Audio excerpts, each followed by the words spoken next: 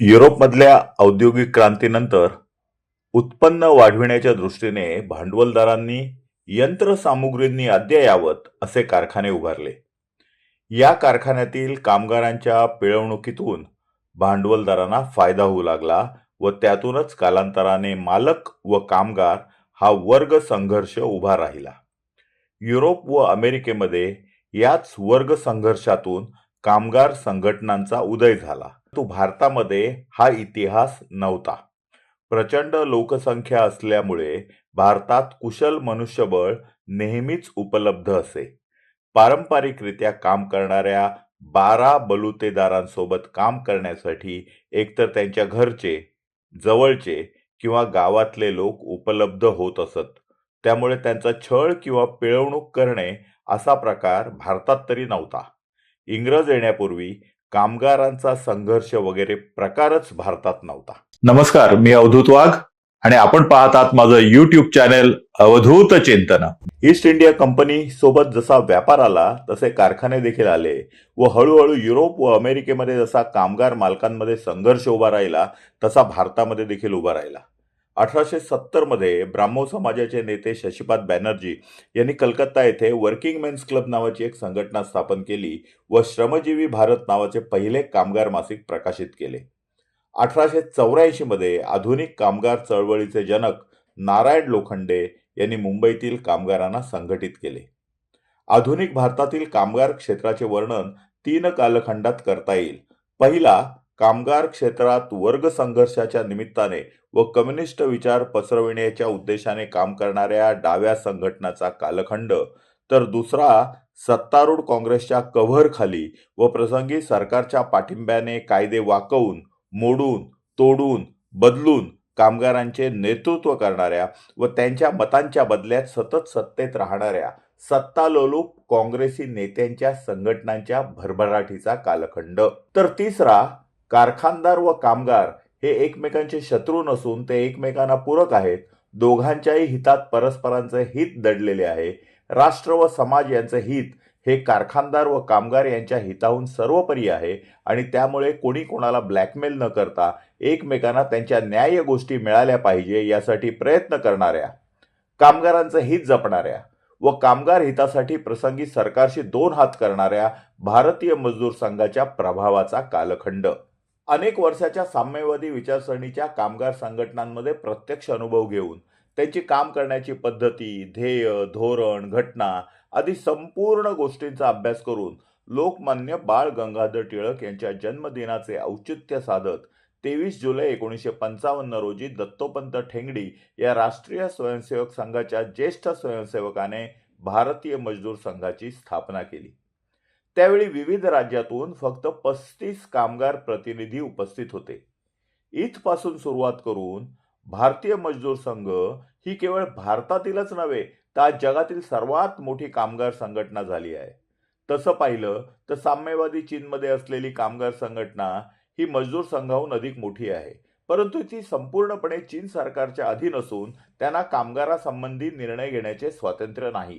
केवळ सरकार ठरवेल त्याप्रमाणे वागण्या एवढेच त्यांचे स्वरूप मर्यादित असल्यामुळे चीनमधील कामगार संघटनेला खऱ्या अर्थाने कामगारांची संघटना असे म्हणता येत नाही. भारतीय मजदूर संघाच्या स्थापनेवेळी भारतामध्ये केंद्रामध्ये तसेच अनेक राज्यात काँग्रेसचे सरकार होते. बंगाल, केरळा, त्रिपुरा आदी राज्यात कम्युनिस्टांचे प्राबल्य होते. राजकीय पाठिंब्यामुळे काँग्रेस प्रणित इंटक व कम्युनिस्टांच्या C2 किंवा I2 या संघटना नुसत्या मजबूत नव्हे तर माजोरड्या आणि भ्रष्ट पण झाल्या होत्या. अनेक प्रसंगी बंदचा धाक दाखवून मालकांना ब्लॅकमेल करायचे व पैसा कमवायचा हा या लोकांचा एकमेव कार्यक्रम असायचा. त्याचबरोबर वाटाघाटी दरम्यान मालकांबरोबर संगनमत करून व त्यांच्याकडून पैसे घेऊन कामगारांना कमी वेतनात करार मान्य करण्यास ते भाग पाडायच्या. अशा रीतीने यातील बहुतेक संघटना या त्या संघटनेत काम करणाऱ्या प्रमुख नेत्यांच्या व त्या पक्षातील महत्त्वाच्या नेत्यांची कुरणे झाली होती. अशा रीतीने कामगार संघटनांच्या माध्यमातून त्या पक्षाने प्रचंड पैसा कमवला.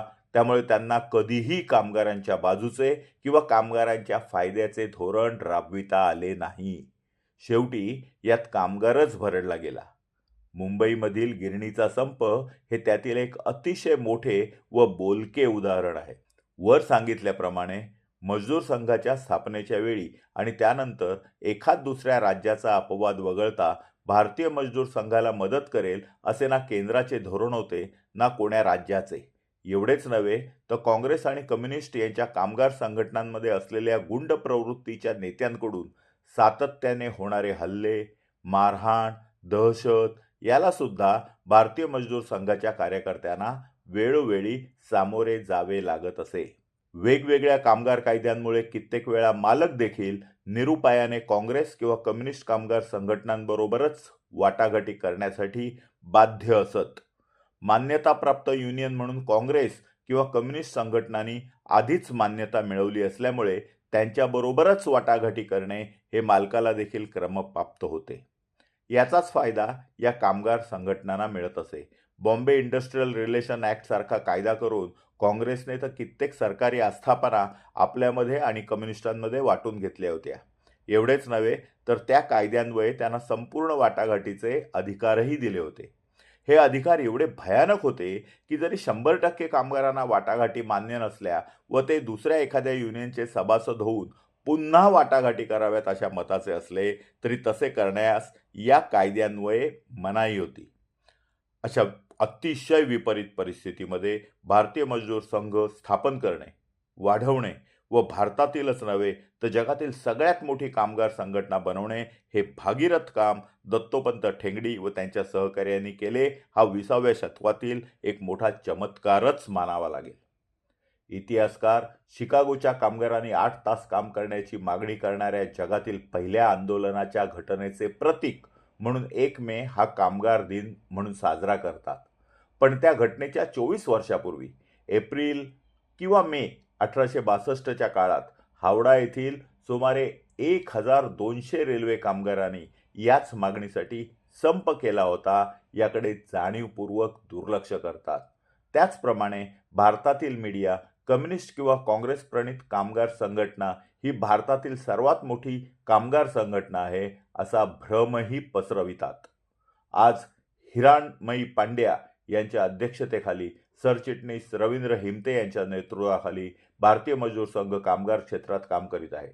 भारतातील प्रत्येक राज्यात, विभागात, क्षेत्रात, मग ते सरकारी मालकीचे सार्वजनिक क्षेत्र असो की खाजगी क्षेत्र असो, उत्पादन किंवा सेवा क्षेत्र असो, संघटित किंवा असंघटित क्षेत्र असो, प्रत्येक क्षेत्रात भारतीय मजदूर संघ ही मान्यताप्राप्त कामगार संघटना म्हणून आपला ठसा उमटवित आहे.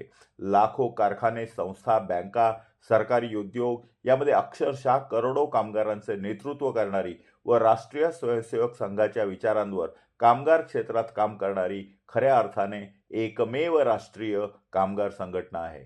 एकीकडे कम्युनिस्ट आणि काँग्रेसच्या कामगार संघटनांच्या चिरफाळ्या उडत असताना कलेकलेने वाढत जाणाऱ्या चंद्राप्रमाणे भारतीय मजदूर संघ वाढत आहे, विस्तारत आहे व लोकप्रिय होत आहे.